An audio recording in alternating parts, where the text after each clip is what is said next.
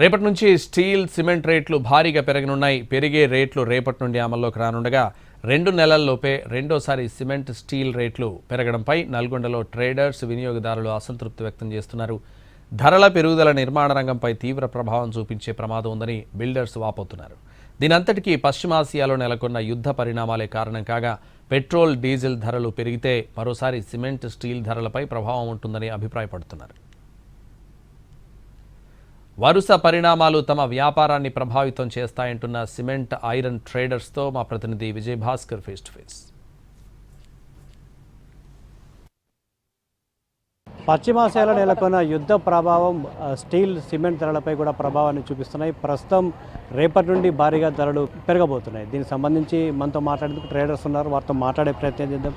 ఏంటి రేపటి నుంచి స్టీల్ ధరలు పెరుగుతాయని చెప్తా ఉన్నారు? ఏం కంపెనీలు మీకు ఏం చెప్తా ఉన్నాయి? గత కొద్ది రోజుల నుంచి కూడా ఎలా ఉంది మార్కెట్? ఎలా ఉంది?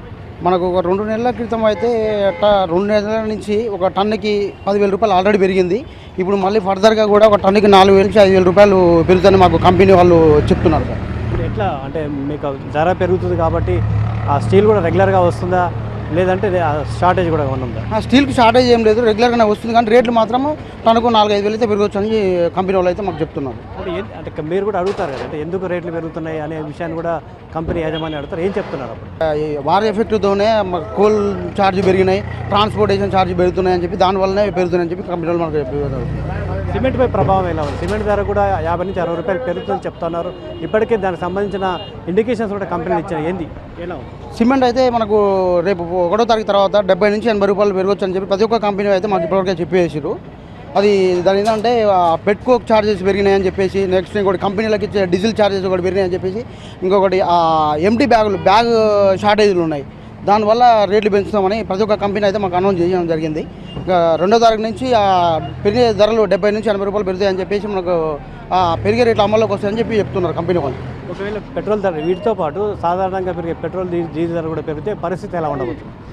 మూవ్మెంట్ అయితే పెద్దగా ఏం ఉండకపోవచ్చు అని అనుకుంటున్నాం సార్ మేము. ఎందుకంటే ఇప్పటికే మార్కెట్లో పెరిగిన రేట్లతోని రియల్ ఎస్టేట్ పడిపోయి చాలా ఘోరంగా ఉంది.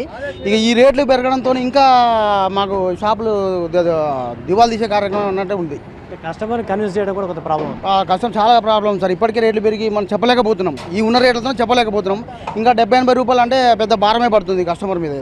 మీరు చెప్పండి, మీరు బిల్డర్గా ఉన్నారు అంటే ఈ పెరిగిన ఛార్జెస్, సిమెంట్ కావచ్చు, స్టీల్ ధరలు పెరుగుతూ ఉన్నాయి. బిల్డర్స్ పైన కూడా తీవ్ర ప్రభావం చూపే అవకాశం ఉంది. ఎలా దాన్ని అధిగమించబోతున్నారు? కస్టమర్స్ని ఎలా కన్విన్స్ చేయబోతున్నారు? కన్విన్స్ అంటే మనం ఏం చేయలేం. కన్విన్స్ ఎట్లా చేయగలుగుతాం వాళ్ళని?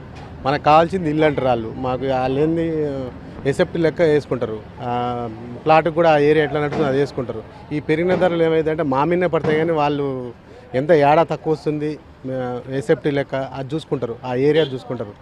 ఈ ప్రభావం మా మీద ఎక్కువ పడుతుంది. ఇంకా ఇట్లా పెరుగుకుంటూ పోతే మేము ఎట్లా కట్టి అమ్మటం ఎట్లా? 70 లక్షలు వాళ్ళ సపోజ్ 200 గజాల ఇల్లు 70 లక్షలు అంటే మాకు దగ్గర 3 to 5 lakhs మిగులుతాయి. ఇప్పుడు అది ఈ రేట్ల ప్రకారం చూస్తే అది కూడా ఉండదు, ఏముండదు. ఉచితంగా సేవ చేసినట్టే ఉంటుంది మాకు. ఇది చాలా ఎఫెక్ట్ పడే అవకాశాలు అయితే కొడుతున్నాయి మాకు.